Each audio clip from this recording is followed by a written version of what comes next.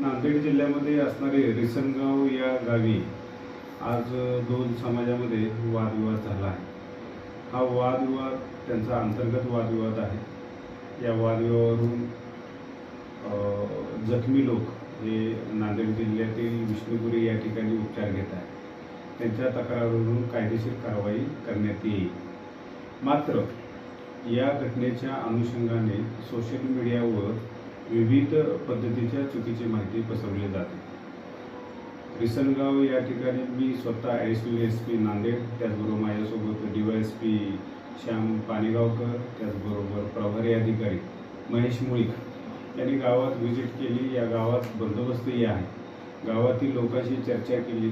गावातील लोकांची स्वतःची इच्छा आहे की गावात शांतता राहील, कोणत्याही प्रकारचं गालबोट लावू नये आणि गावात इतर लोकांनी हस्तक्षेप करू नये अशी गावातील लोकांची चर्चा त्याच्या चर्चेतून लक्षात आलं. तर माझी नांदेड जिल्हा पोलीस दलातर्फे सर्वांना आव्हान आहे की या गावात शांतता आहे. पोलीस प्रशासन योग्य ती खबरदारी घेत आहे. बेकायदेशीर किंवा चुकीचं कृत्य करेल त्याच्यावर कायदेशीर कारवाई नक्कीच केली जाईल. दिलेल्या तक्रारीवरून कायदेशीर गुन्हे दाखल केले जातील. संबंधितांना अटकही केली जाईल. सध्या गावात शांतता आहे. आपण चुकीच्या अफवा सोशल मीडियावर अथवा इतर ठिकाणी पसरू नये ही नांदेड जिल्हा पोलीस दलातर्फे नम्र विनंती. जय हिंद. नांदेड जिल्ह्यामध्ये असणारे रिसनगाव या गावी आज दोन समाजामध्ये वादविवाद झाला आहे. हा वादविवाद त्यांचा अंतर्गत वादविवाद आहे. या वादविवादावरून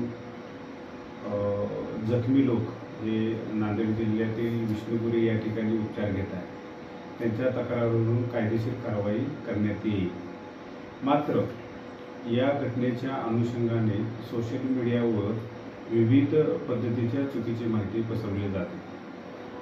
रिसनगाव या ठिकाणी मी स्वतः ॲडिशनल SP नांदेड, त्याचबरोबर माझ्यासोबत DYSP श्याम पाणेगावकर, त्याचबरोबर प्रभारी अधिकारी महेश मुळीक यांनी गावात व्हिजिट केली. या गावात बंदोबस्तही आहे. गावातील लोकांशी चर्चा केली. गावातील लोकांची स्वतःची इच्छा आहे की गावात शांतता राहील, कोणत्याही प्रकारचं गालबोट लावू नये आणि गावात इतर लोकांनी हस्तक्षेप करू नये अशी गावातील लोकांची चर्चा त्याच्या चर्चेतून लक्षात आलं. तर माझी नांदेड जिल्हा पोलीस दलातर्फे सर्वांना आव्हान आहे की या गावात शांतता आहे. पोलीस प्रशासन योग्य ती खबरदारी घेत आहे. बेकायदेशीर किंवा चुकीचं कृत्य करेल त्याच्यावर कायदेशीर कारवाई नक्कीच केली जाईल.